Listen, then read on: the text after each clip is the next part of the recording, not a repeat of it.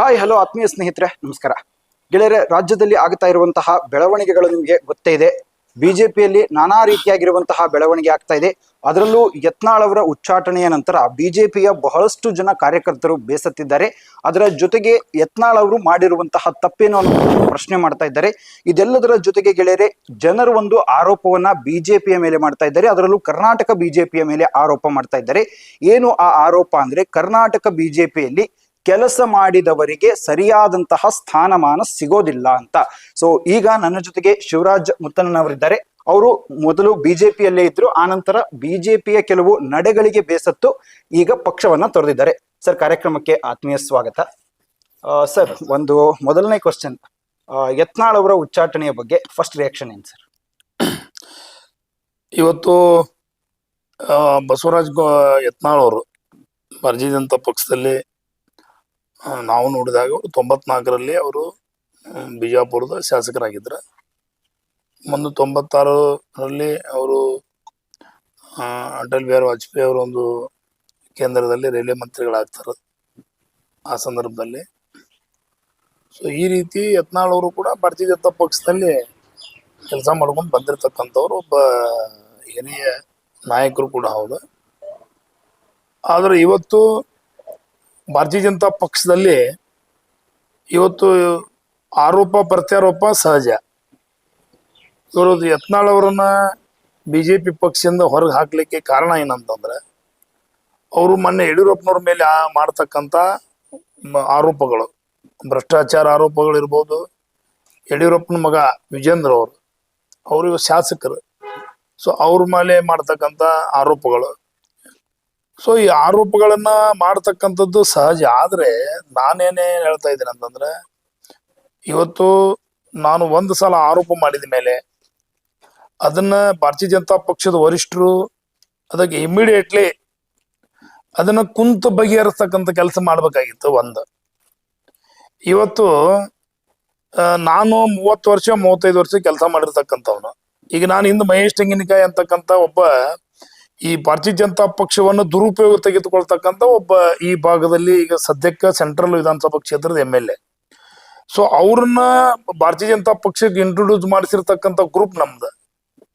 ನಮ್ಮ ಪ್ರಭುನ ಹುಲ್ಗುಮಠ ಆಗ್ಲಿ, ಪ್ರಕಾಶ್ ಅನ್ವೇಕರ್ ಅವ್ರಿ, ಅಜ್ಜಪ್ಪ ಬೆಂಡಿಗೇರಿ ಅವರು, ಕುಂದಗೋಮಠ ಬಸನ್ನ, ನಾವು ಎಲ್ಲರೂ ಮೂಲತಃ ಭಾರತೀಯ ಜನತಾ ಪಕ್ಷದಲ್ಲಿ ಅತ್ಯಂತ ಬೇರು ಮಟ್ಟದಲ್ಲಿ ಕೆಲಸ ಮಾಡಿದವ್ರು ನಾವೆಲ್ಲ. ಅವಾಗಿನ ಕಾಲದಲ್ಲಿ ಕೆಲಸ ಮಾಡ್ತಕ್ಕಂಥದ್ದು ಡಾಮಿನೇಟ್ ಆಗಿ ಕರ್ನಾಟಕ ರಾಜ್ಯದಲ್ಲಿ ಕಾಂಗ್ರೆಸ್ ಪಾರ್ಟಿ ಬಹಳ ದೊಡ್ಡ ಪ್ರಮಾಣದಲ್ಲಿ ಡಾಮಿನೇಟ್. ಸೊ ಸರ್ಕಾರದ ವಿರುದ್ಧ, ಪೊಲೀಸ್ ಇಲಾಖೆ ವಿರುದ್ಧ ಜನರ ಸಮಸ್ಯೆಗಳನ್ನ ಕೆಲಸ ಮಾಡಬೇಕು. ಇದ್ರ ಜೊತೆ ಸರ್ಕಾರದ ವಿರುದ್ಧ ಹೋರಾಟ ಮಾಡೋದೇನಿತ್ತಲ್ಲ 90ರ ದಶಕದಲ್ಲಿ ಅತ್ಯಂತ ಕಠಿಣವಾಗಿರ್ತಕ್ಕಂಥ ಒಂದು ಸನ್ನಿವೇಶ. ಯಾಕಂದ್ರೆ ಕರ್ನಾಟಕ ರಾಜ್ಯದಲ್ಲಿ ಕೇವಲ 4 MP, 4 MLA ಬಿಜೆಪಿ, 4 ಕಾರ್ಪೊರೇಟರ್ ಬಿಟ್ರೆ ಯಾವುದೇ ರೀತಿಯಿಂದ ಪಾರ್ಟಿ ಇಲ್ಲ. ಈಗ ಪಾರ್ಟಿ ದೊಡ್ಡದಾಗಿರ್ಬೋದು. ಆ ಸಂದರ್ಭದಲ್ಲಿ ಕೆಲಸ ಮಾಡ್ತಿರ್ಬೇಕಾದ್ರೆ ಎಷ್ಟೋ ಮರ್ಡರ್ಗಳಾಗಿರ್ತಕ್ಕಂಥದ್ದು. ಇವತ್ತು ನಮ್ಮ ಜೊತೆ ಸಹಪಾಠಿ ಇರ್ತಕ್ಕಂಥ ಒಬ್ಬ ಎರಡಚ್ಚಿನ ಮಠದಲ್ಲಿ ಇರ್ತಕ್ಕಂಥ ಒಬ್ಬ ಯುವಕ, ನಮ್ಗಿಂತ ಸೀನಿಯರ್ ಅವರು, ಚೌಗಲಾ ಅಂತೇಳಿ, ಅವ್ರು ಮರ್ಡರ್ ಆಗಿ ಹೋಗ್ಬಿಡ್ತಾವಾಗ. ಆ ಟೈಮಲ್ಲಿ ನಮಗೂ ಕೂಡ ಸಾಕಷ್ಟು ಕೊಲೆ ಬೆದರಿಕೆಗಳು ಬಂದಿದ್ದು, ನಮಗೂ ಕೂಡ ಸಾಕಷ್ಟು ನಮ್ಮ ಮೇಲೆ ಹಲ್ಲೆ ಆಗ್ತಕ್ಕಂಥದ್ದು, ಮರಣಾಂತಿಕ ಹಲ್ಲೆ ಆಗೋ ರೀತಿಯೊಳಗೆ ಆಗಿರ್ತಕ್ಕಂಥ ಘಟನೆಗಳು. ಸೊ ಇವೆಲ್ಲವನ್ನ ನಾವು ನೆನಪು ಮಾಡ್ಕೊಳ್ತಾ ಇದ್ರೆ ಅವಾಗಿನ ಬಿಜೆಪಿಗೆ ಈಗಿನ ಬಿಜೆಪಿಗೆ ಅಜಗಜಾಂತರ ಫರಕ್ ಇರ್ತಕ್ಕಂಥದ್ದು. ಇವತ್ತು ನಾನು ಆರೋಪ ಮಾಡಿದೆ ತೆಂಗಿನಕಾಯಿ ಮಹೇಶ್ ಅವ್ರ ಮೇಲೆ. ಅವರು ಒಂದೇ ಆರೋಪಕ್ಕೆ ಪಾರ್ಟಿಯನ್ನು ದುರುಪಯೋಗ ತೆಗೆದುಕೊಂಡ್ರೆ, ಅವ್ರು ಪ್ರಧಾನ ಕಾರ್ಯಸಾಧನೆ ಅಂತ ಹೇಳಿ ಅವ್ರೇನ್ ಮಾಡ್ಬಿಟ್ರು, ಮುತ್ತಣ್ಣವ್ರ ರಾಜಕೀಯ ಎಂಡ್ ಮಾಡ್ಬಿಡ್ತೇನ ಅಂತೇಳಿ ನನ್ ಒಂದೇ ಆರೋಪಕ್ಕೆ, ಯಾಕಂದ್ರೆ ನೋಟಿಸ್ ಕೊಡ್ಬೇಕಾಗಿತ್ತು. ಒಂದು ಆರೋಪ ಮಾಡಿದ್ರೆ ನೋಟಿಸ್ ಕೊಡ್ಬೇಕು, 2 ನೋಟಿಸ್ ಕೊಡ್ಬೇಕು, 3 ನೋಟಿಸ್ ಕೊಡ್ಬೇಕು. ಅದಾದ್ಮೇಲೆ ಮುಂದೆ ನೀವು ಪಾರ್ಟಿಯಿಂದ ಡಿಸಿಷನ್ ತಗೊಂಡ್ರೆ ಅದು ಓಕೆ. ನಾನು ಒಂದೇ ಆರೋಪಕ್ಕೆ, ಅದಕ್ಕಿಂತ ಆರೋಪ ಮಾಡೋಕ್ಕಿಂತ ಮುಂಚೆ ನಾನು ಪತ್ರ ಕೊಟ್ಟೇನೆ. ಸೊ ಈ ರೀತಿ ಪಕ್ಷವನ್ನು ದುರುಪಯೋಗ ತೆಗೆದುಕೊಳ್ತಾ ಇದ್ದಾರೆ, ಇವರು ಪಕ್ಷವನ್ನು ಹಾಳು ಮಾಡ್ತಾ ಇದ್ದಾರೆ ಅಂತೇಳಿ. ಆದ್ರೂ ನಾಯಕರು ಯಾರು ಕಿವಿ ಹಾಕೋಲಿಲ್ಲ, ಎಕ್ದಮ್ ಆಗಿ ನನಗೆ ಅಮಾನತ್ ಮಾಡಿದ್ರು. ಸೊ ಈ ರೀತಿಯಿಂದ ನಾವು ಅದನ್ನ ಅಸಮಾಧಾನಗೊಂಡು ನಾವು ಇವತ್ತು ಭಾರತೀಯ ಜನತಾ ಪಕ್ಷದಿಂದ ಹೊರಗೆ ಬಂದ್ವಿ. ಈ ಯತ್ನಾಳ್ ಅವ್ರ ಬಗ್ಗೆ ಇವತ್ತು ನೀವು ಕೇಳ್ತಾ ಇದ್ದೀರಲ್ಲ, ಯತ್ನಾಳ್ ಅವ್ರನ್ನ ಹೊರಗೆ ಹಾಕ್ತಕ್ಕಂಥ 6 ವರ್ಷದ ಕಾಲ ಹೊರಗೆ ಹಾಕಿದಾರೆ ಅವ್ರು. ಆದ್ರೆ ಯತ್ನಾಳ್ ಅವರು ಕೂಡ ಯಡಿಯೂರಪ್ಪನವ್ರ ವಿರುದ್ಧ ಮಾತನಾಡ್ಲಿಕ್ಕೆ ವಿಜೇಂದ್ರ ಅವ್ರ ವಿರುದ್ಧ ಮಾತಾಡ್ಲಿಕ್ಕೆ ಯತ್ನಾಳ್ ಅವರಿಗೆ ಪುಷ್ ಮಾಡಿರ್ತಕ್ಕಂಥವ್ರು ಯಾರು? BL ಸಂತೋಷ್ ಅವರ.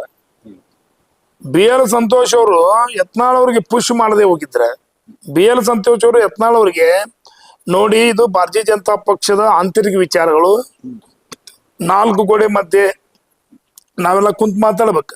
ಇವಾಗ ನೀವ್ ಒಂದ್ಸಲ ಆರೋಪ ಮಾಡಿದ್ರ ಓಕೆ, ನೋಟಿಸ್ ಕೊಟ್ರ ಅವ್ರಿಗೆ, ಇವ್ರು ಉತ್ತರ ಕೊಟ್ರ.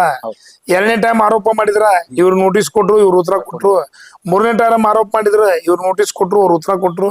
4ನೇ ಟೈಮ್ ಇವ್ರನ್ನ ಕಿತ್ತೋಗದ್ರ ಪಾರ್ಟಿಯಿಂದ ಯಾವ್ದು ದೊಡ್ಡದಲ್ಲ ಅಂತಕ್ಕಂಥದನ್ನ ತೋರಿಸ್ಕೊಟ್ರ ಇವ್ರು ಅಮಿತ್ ಶಾ ಮತ್ತು ನರೇಂದ್ರ ಮೋದಿ ಅವರು.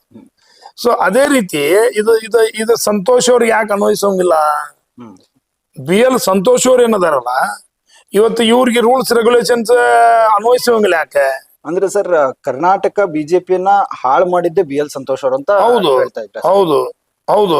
ಇವತ್ತ BL ಸಂತೋಷ್ ಅವರು ಈ ಕುಮಾರ ಬಂಗಾರಪ್ಪ ಅವರಿಗೆ ಮತ್ತೆ ಲಿಂಬಾವಳಿ ಅವರಿಗೆ, ಸತೀಶ್ ಜಾರಕಿಹೊಳಿ ಅವರಿಗೆ, ರಮೇಶ್ ಜಾರಕಿಹೊಳಿ ಅವರಿಗೆ, ಆಮೇಲೆ ಬಸವನಗೌಡ ಪಾಟೀಲ್ ಯತ್ನಾಳ್ ಅವ್ರಿಗೆ ಅವಾಗ ದಿಲ್ಲಿಗೆ ಕರೆಸಿ ಅವ್ರ ತಲೆ ಒಳಗೆಲ್ಲ ಯಡಿಯೂರಪ್ಪನ ವಿರುದ್ಧ ಮತ್ತು ವಿಜೇಂದ್ರ ವಿರುದ್ಧ ಅವ್ರಿಗೆ ಹಾಕಿ ಅವ್ರ ವಿರುದ್ಧ ಎತ್ತಿ ಕಟ್ಟಿರ್ತಕ್ಕಂಥ ಒಬ್ಬ ಭಾರತೀಯ ಜನತಾ ಪಕ್ಷದ ಅತ್ಯಂತ ಕಡು ವಿರೋಧಿ ಮತ್ತು ಅತ್ಯಂತ ಬಿಜೆಪಿಗೆ ಅತ್ಯಂತ ವಿರುದ್ಧವಾಗಿ ನಡ್ಕೊಳ್ತಿರ್ತಕ್ಕಂಥ ವ್ಯಕ್ತಿ ಯಾರಾದ್ರೂ ಇದ್ರ ಕರ್ನಾಟಕದಲ್ಲಿ ಅದು BL ಸಂತೋಷ್. ಹಿಂಗಾಗಿ ಏನೈತಲ್ಲ ಇವತ್ತು ಉಚ್ಚಾಟನೆ ಆಗಿರ್ತಕ್ಕಂಥದ್ದು ಇದು ಪಕ್ಷದ ನೀತಿ ನಿಯಮಗಳ ಪ್ರಕಾರ ಉಚ್ಚಾಟನೆ ಆಗಿರ್ತಕ್ಕಂಥದ್ದು ಸರಿಯಾಗಿದೆ. ಆದ್ರೆ BL ಸಂತೋಷ್ ಅವ್ರು ಹೇಳ್ಬೇಕಾಗಿದೆ ಯತ್ನಾಳ್ ಅವ್ರಿಗೆ, ಇದನ್ನ 4 ಗೋಡಿ ಮಧ್ಯೆ ಒಳಗೆ ನಾವು ಕುಂತ್ ಬಗೆಹರಿಸ್ಕೋಬೇಕಾಗಿದೆ ಅಂತೇಳಿ.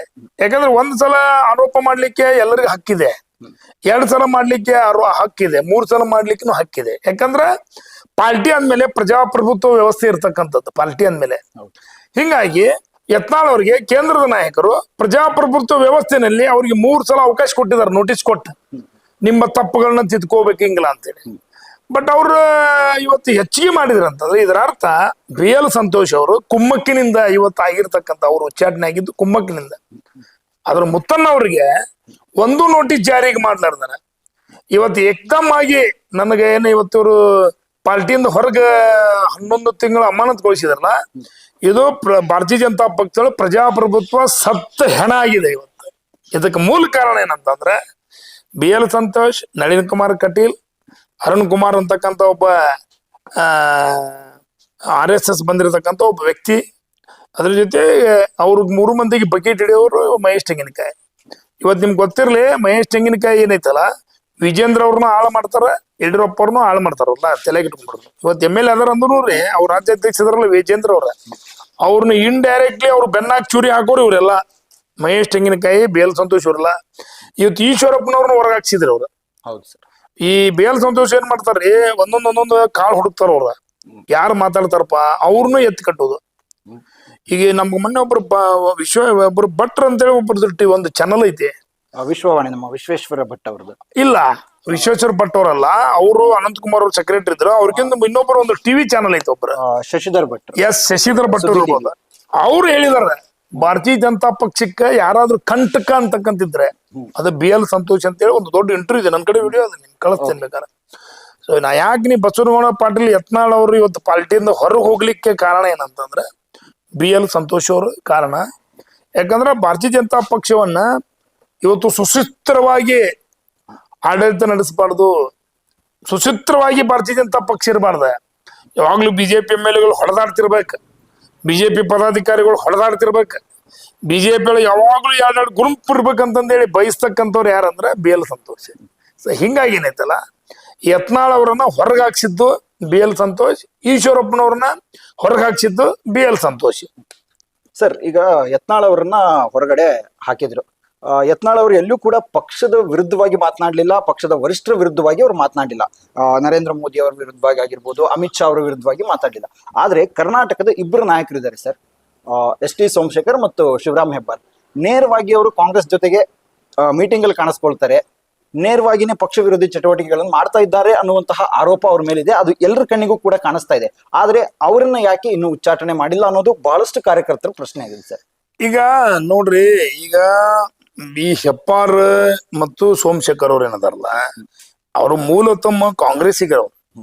ಏನ್ರಿ ಅವರು ಈ ಯಡಿಯೂರಪ್ಪನವ್ರ ಮಂತ್ರಿ ಸ್ಥಾನ ಕೊಡ್ತಾರಂತಂದೇಳಿ ಅವರು ಆ ಟೈಮ್ನಲ್ಲಿ ಭಾರತೀಯ ಜನತಾ ಪಾರ್ಟಿ ಕರ್ನಾಟಕ ರಾಜ್ಯದಲ್ಲಿ ಅಧಿಕಾರಕ್ಕೆ ಬಂದಿತ್ತು. ಹೌದು ಆ ಟೈಮ್ನಲ್ಲಿ ನಿಮ್ಗೆ ಹೇಳಿ ನಿಮ್ಗ 17 ಜನ ಏನದಾರಲ್ಲ ಅವಾಗ ವಲಸೆ ಬಂದಿದ್ರ, ಹೌದು ಸರ್. ಅವರು ಮಂತ್ರಿ ಸ್ಥಾನ ಸಿಗ್ತೈತೆ ಅಂತ ಬಂದಿರೋದು. ಅವ್ರ ಮೈಯಲ್ಲಿ ಇರ್ತಕ್ಕಂಥ ರಕ್ತ ಕಾಂಗ್ರೆಸ್ ಪಾರ್ಟಿ ರಕ್ತನ ಅವ್ರದ. ಅವರು ಈಗ ಮತ್ತೆ ಕಾಂಗ್ರೆಸ್ ಗೌರ್ಮೆಂಟ್ ಬಂದ್ಮ್ಯಾಗ ಆಟೋಮೆಟಿಕ್ಲಿ ಅವರು ಕಾಂಗ್ರೆಸ್ ಪರವಾಗಿ ಅದಾರ, ಕಾಂಗ್ರೆಸ್ಗೆ ಸೇರ್ಪಡೆ ಹಾಕಿವ್ನು ಅಂತಾರ. ಈಗ ನಮ್ಮ ಸಿದ್ದರಾಮಯ್ಯನವರು ಮತ್ತು ಡಿ ಕೆ ಶಿವಕುಮಾರ್ ಅವರು ಅವ್ರನ್ನ ಸೇರ್ಪಡೆ ಮಾಡ್ಕೋತಾ ಇಲ್ಲ. ಇರ್ಲಿ, ಇದು ಪಾರ್ಟಿನಾಗ ನೀವು ಏನ್ ಕೆಲಸ ಮಾಡುದು, ಅವ್ರೇನ ಈ ಸರ್ಕಾರದ ಅಧೀನದಲ್ಲಿ ನಾವು ಕೆಲಸ ಮಾಡ್ಕೊಂತ ಇದೀವಿ ಅಷ್ಟೇ ಅಂತ ಅವ್ರು ಹೇಳ್ತಾ ಇದಾರೆ. ಪಕ್ಷದ ವಿರೋಧಿ ಚಟುವಟಿಕೆ ಅಂತಕ್ಕಂತ ಬಂದ್ರೆ ಅವ್ರನ್ನ ಹೊರಗೆ ಹಾಕ್ರಿ ಅಂತೇಳಿ ಅವರು ರೆಡಿನ ಅದಾರ. ಶಿವರಾಮ್ ಹೆಬ್ಬಾರ್ ಅವರು ಹೊರಗ ಕಾಲಿಟ್ರ, ಎಸ್ ಟಿ ಸೋಮಶೇಖರ್ ಹೊರಗ ಕಾಲಿಟ್ರ. ಆದ್ರೆ ಇವತ್ತು ಅವ್ರ ಬಗ್ಗೆ ಯಾಕೆ ಕ್ರಮ ತೆಗೆದುಕೊಳ್ಳುತ್ತಾ ಇಲ್ಲ ಅಂದ್ರೆ ಇದು ಅನ್ನೆಸೆಸರಿ ಇಲ್ಲ ಅಂತಾರ ಅವ್ರು ಅಷ್ಟೇ. ಏನ್ರಿ ಇವ್ರೇ ಬಿಟ್ಟು ಹೋಗ್ಲಿ, ನಾವ್ಯಾಕ ಇವ್ರು ಹೊರಗೆ ಹಾಕಂಗಿಲ್ಲ ಅವ್ರನ್ನ. ಅವ್ರ ಇಲೆಕ್ಷನ್ ಬರೋ ಮಟ್ಟ ಅವ್ರು ಏನು ಹೊರಗೆ ಹೋಗಂಗಿಲ್ರಿ. ಸೊ ಇದೇನೈತಲ್ಲ ಅವ್ರದ್ದು, ಅವರು ಎಸ್ ಟಿ ಸೋಮಶೇಖರ್ ಮತ್ತು ಹೆಬ್ಬಾರ್ ಏನದಾರಲ್ಲ ಅವ್ರು ಆಲ್ರೆಡಿ ಕಾಂಗ್ರೆಸ್ ಪಾರ್ಟಿಗೆ ಏನೈತಲ್ಲ ಅವ್ರು ಇಂಡೈರೆಕ್ಟ್ಲಿ ನಮ್ಮ ಪಾರ್ಟಿ ಕಾಂಗ್ರೆಸ್ನಾಗ ಇದ್ದಂಗ ಅವ್ರ. ಬಟ್ ನಾನ್ ಯಾಕೆ ನಿಮ್ಗೆ ಮಾತು ಹೇಳ್ತೀನಿ ಅಂತಂದ್ರ, ಈ ಭಾರತೀಯ ಜನತಾ ಪಕ್ಷದೊಳಗೆ ಏನೈತಲ್ರಿ, ಮೂಲತಃ ಕಾರ್ಯಕರ್ತರನ್ನ ಬೆಳೆಸ್ತಕ್ಕಂಥ ಕೆಲಸ ಆಗ್ಲಿ ಅಂತ ಬಹಳ 30 ವರ್ಷ 40 ವರ್ಷ ಕೆಲಸ ಮಾಡ್ಕೊಂಡು ಬಂದಂತವ್ರನ್ನ ಏನೈತಲ್ಲ ಆದಷ್ಟು ತುಳಿತಕ್ಕಂಥ ವ್ಯವಸ್ಥೆ ಭಾರತೀಯ ಜನತಾ ಪಕ್ಷದಲ್ಲಿ. ಅದು ಯಾಕೆ ಆತರ ಇದೆ ಸರ್? ಏನಂದ್ರೆ ಕೇಂದ್ರದಲ್ಲಿ ನರೇಂದ್ರ ಮೋದಿ ಅವ್ರು ಹೇಳ್ತಾರೆ, ಅಮಿತ್ ಶಾ ಅವ್ರು ಹೇಳ್ತಾರೆ ನಮ್ದು ಗುಲಾಮ್ಗಿರಿ ಸಂಕೇತ ಅಲ್ಲ ಅಂತ ಹೇಳ್ತಾರೆ.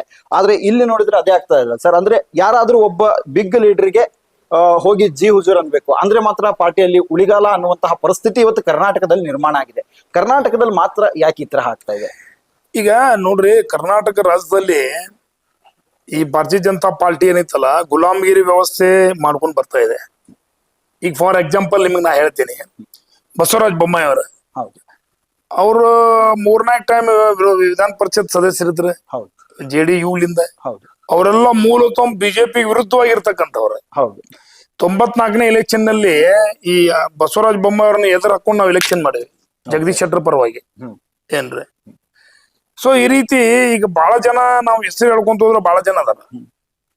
ಈಗ ಈ ಗೋವಿಂದ ಕಾರಜೋಳ ಅವ್ರು ಇರ್ಬೋದು, ಈಗ ನಿಮಗ ಇಲ್ಲಿ ಉದಾಸಿ ಅವ್ರು ಇರ್ಬೋದು, ಆಮೇಲೆ ನಿಮಗ ಇಲ್ಲಿ CC ಪಾಟೀಲ್ ಇರ್ಬೋದು. ಈ ರೀತಿ ಈ ಕರ್ನಾಟಕ ರಾಜ್ಯದಲ್ಲಿ ಭಾರತೀಯ ಜನತಾ ಪಕ್ಷದಲ್ಲಿ ಏನೈತಲ್ಲ ಈಗ 80% ಭಾರತೀಯ ಜನತಾ ಪಕ್ಷವನ್ನ ಎದುರು ಹಾಕೊಂಡು ಭಾರತೀಯ ಜನತಾ ಪಕ್ಷದ ವಿರುದ್ಧವಾಗಿನ ಎಲೆಕ್ಷನ್ ಮಾಡ್ಕೊಂಡು ಬಂದಿರತಕ್ಕಂಥವ್ರ ಇವತ್ತು ಸೇರ್ಪಡೆ ಹಾಕೊಂಡ್ರ ಬಿಜೆಪಿ ಒಳಗ್ರೆ. ಸೊ ಹಿಂಗಾಗಿದ್ದಲ್ಲ, ಈ ಬಿಜೆಪಿ ಅಂತಕ್ಕಂಥದ್ದು ಏನೈತಂತಂದ್ರೆ ಇದು ಈ ಪಾರ್ಟಿಯಾಗಿ ಉಳಿದಿಲ್ಲ. ಇದೆ ಪ್ರಜಾಪ್ರಭುತ್ವ ಇಲ್ಲಿ ಕರ್ನಾಟಕ ರಾಜ್ಯದಲ್ಲಿ ಏನಿದೆ ಪ್ರಜಾಪ್ರಭುತ್ವ ಅಂತಕ್ಕಂಥದ್ದಿಲ್ಲ ಪಾರ್ಟಿ ಪಕ್ಷದೊಳಗ. ಇದೆಲ್ಲ ಬಕೆಟ್ ಹಿಡಿತಕ್ಕಂಥ ವ್ಯವಸ್ಥೆ.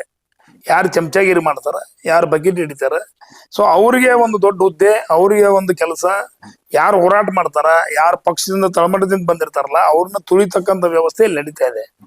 ಇದು ನಾಳೆ ಕೇಂದ್ರಕ್ಕೂ ಇದು ಅನ್ವಯಿಸ್ತಿದೆ.